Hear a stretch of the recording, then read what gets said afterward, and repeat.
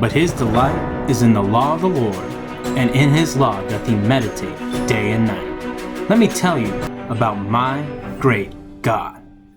Hey guys, Pastor Tim here. Hope you guys are doing great. Sorry again, a little late with the video today, but we are on 2 Samuel chapter 7, and this chapter begins with just a little bit of a reprieve. All right, if we've been keeping track of David's life so far, it's been nothing but killing giants, running away from a mad king, and then just battle after battle, whether it's with his own people or whether it's with the Philistines or whoever. It's just been a constant bloody affair for David, and that's kind of important to keep in mind as well. But this chapter begins with the fact that there's peace. All right, David has rest from all his surrounding enemies, and he just has the time, so to speak, just to shoot the breeze with Nathan, the prophet Nathan, and they're just talking amongst themselves. And maybe this is reflective of a very close relationship David has with this man of God, and I hope that's something that you guys take note of, and hopefully it's something that you strive to emulate for yourselves. All right, having good, strong, Christian, godly relationships. And he brings up the fact that, I would love to build God a house, to build God a temple. Why is it that I live in a house and God lives in a tent? He's referring to the Ark of the Covenant. I mean, well understanding that, yes, God is not contained to just this simple tent, this simple dwelling, but he wants to do something for God and build a majestic temple for him so that his ark does not rest in just a simple tent. And Nathan goes from that and he prays to God for David. And yeah, that's kind of part of his job, but maybe this is also reflective of his relationship with David himself, that he wants to pray for his friend, especially for the godly desires of his friend. And I hope you guys strive to be that friend as well to your peers, to your Christian brothers and sisters. And so he prays, and God gives him an answer, and pretty much God tells him, this is a good thing.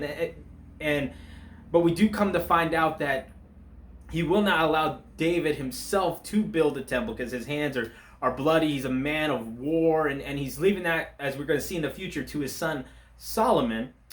But as far as today's chapter, it's going to be a pretty short video.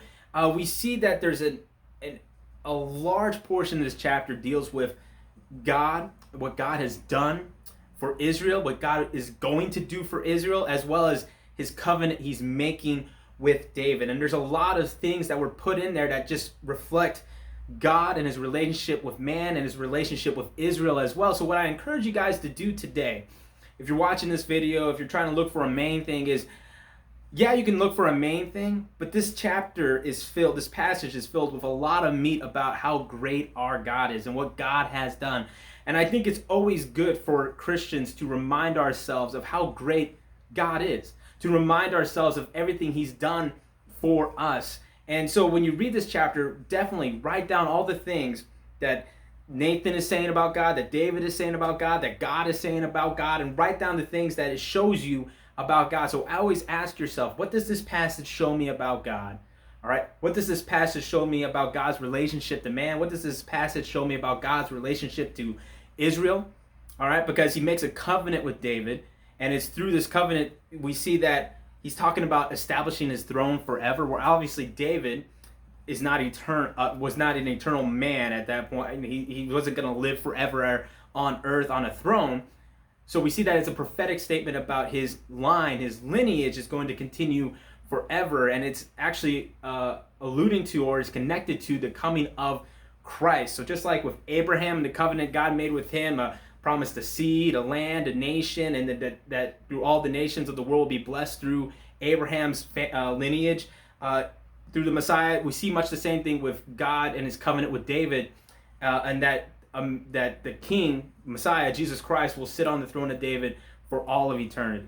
So I encourage you guys, look through today's chapter, write down, fill up your pages with everything that this chapter shows us about God and how great he is and what he's done for us. And always try to keep that mindset for yourselves as well. My God is great. I serve and worship a great God. That's it for today's chapter, guys. Pretty short video. Sorry it's coming into you a little late. I'll be sure to get on top of that for tomorrow. Hope you guys stay safe, stay healthy. God bless.